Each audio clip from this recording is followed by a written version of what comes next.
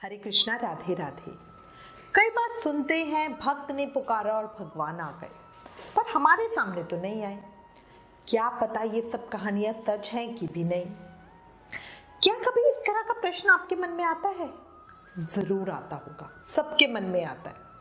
पर उस प्रश्न के साथ अपने मन से एक और प्रश्न करो। क्या हमारा भाव, हमारा प्रेम, हमारी आस्था भी उतनी ही उच्च कोटि की थी जैसे उन भक्तों की थी? बहुत सारे लोग कहेंगे हमारी तो है, पर एक बात और बताओ, ये फैसला कैसे हो कि आपकी और उन भक्तों की आस्था भाव एक जैसा है? विचार करो। एक बहुत सुंदर कहानी बताती हूँ, भगवान भक्तों के लिए क्या कर जाते हैं। बहुत समय पहले की बात है। किसी नगर में एक राजा का राज्य था। राजा को अपने यश वैभव का बहुत घमंड था। राजा ने एक बहुत सुंदर भगवान कृष्ण का मंदिर बनवाया और वहां श्री बांके बिहारी जी की एक प्रतिमा स्थापित करवाई। उस मंदिर में पूजा आदि व्यवस्था के लिए एक पुजारी को नियुक्त किया गया। वो पुजारी जी बड़े भाव से बिहारी जी की सेवा करते, बड़े प्रेम और नियम के साथ भगवान की पूजा अर्चना करते। सेवा टहल करते हुए पुजारी जी अपनी उम्र के अंतिम पड़ाव पर थे, जहां वो बिहारी जी से कहते, बस प्रभु जल्दी अपने पास बुला लो। राजा का एक नियम था, वो रोज अपने शाही बाग के फूलों से बनी एक माला सेवक के हाथ से मंदिर भेजा करते थे। पुजारी जी वह माला बिहारी जी को धारण करवा देते थे। जब राजा दर्शन करने मंदिर आते तो पुजारी जी वो माला बिहारी जी के गले से उतारकर राजा को पहना देते। ये रोज का नियम था। एक दिन राजा को कहीं जाना पड़ा, जिस वजह से उन्हें पता था कि वो मंदिर नहीं जा पाएंगे। यही सोचकर उन्होंने सेवक से कहा, माला लेकर मंदिर जाओ और पुजारी से कहना आज मैं नहीं आ पाऊंगा।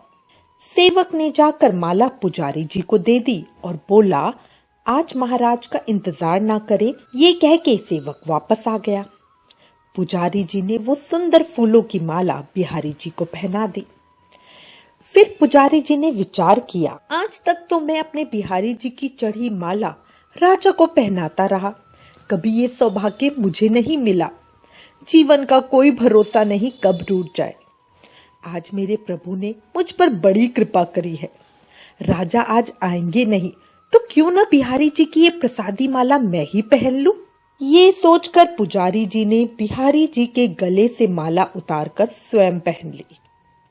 इतने में सेवक आया और उसने बताया कि राजा की सवारी बस मंदिर में पहुंचने ही वाली है। ये सुनकर पुजारी जी कांप गए और उन्होंने सोचा, अगर राजा ने ये माला मेरे गले में देख ली तो मुझ पर बहुत गुस्सा होंगे। वैसे भी राजा बहुत गुस्से वाले हैं, छोटी छोटी बातों पर लोगों को भयानक सजा दे देते हैं। हे भगवान, अब मैं क्या करूं? पुजारी जी बहुत डर गए। उनकी समझ ने काम करना ही बंद कर दिया। उन्हें कुछ समझ ही नहीं आ रहा था वो क्या करे। डर के मारे उन्होंने अपने गले से माला उतारकर बिहारी जी को फिर से पहना दी।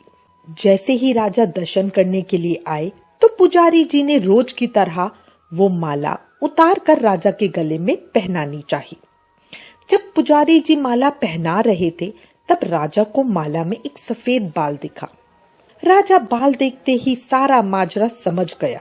जरूर इस पुजारी ने माला स्वयं पहन ली होगी और अब मुझे देखकर वापस माला भगवान के गले में डाल दी होगी।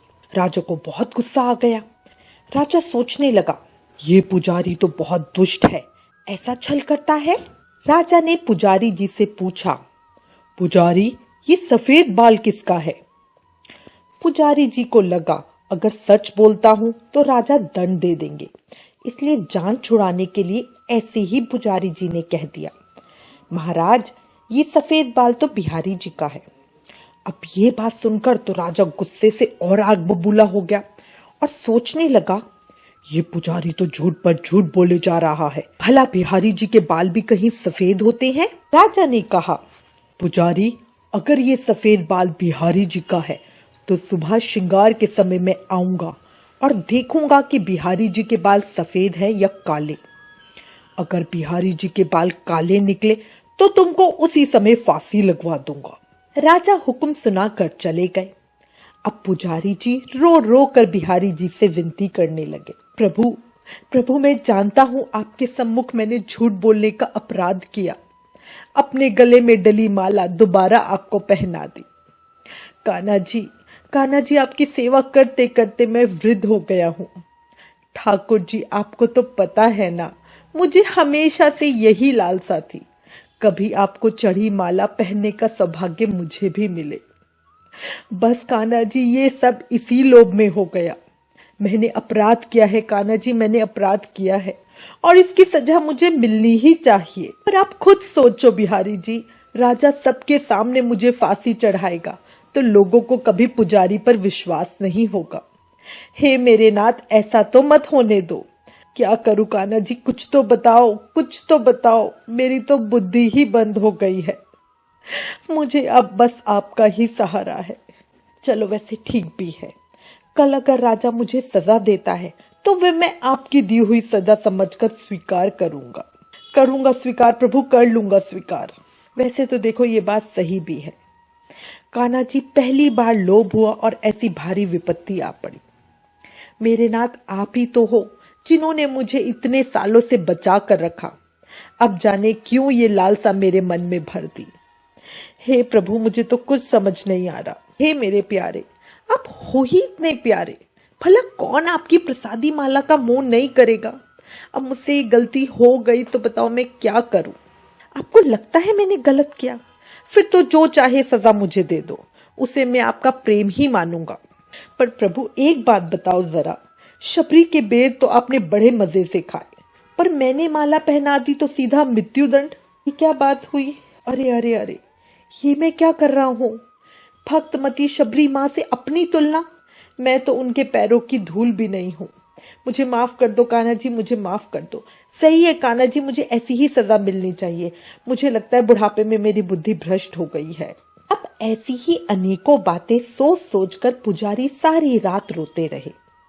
सुबह होते ही राजा मंदिर में आ गए।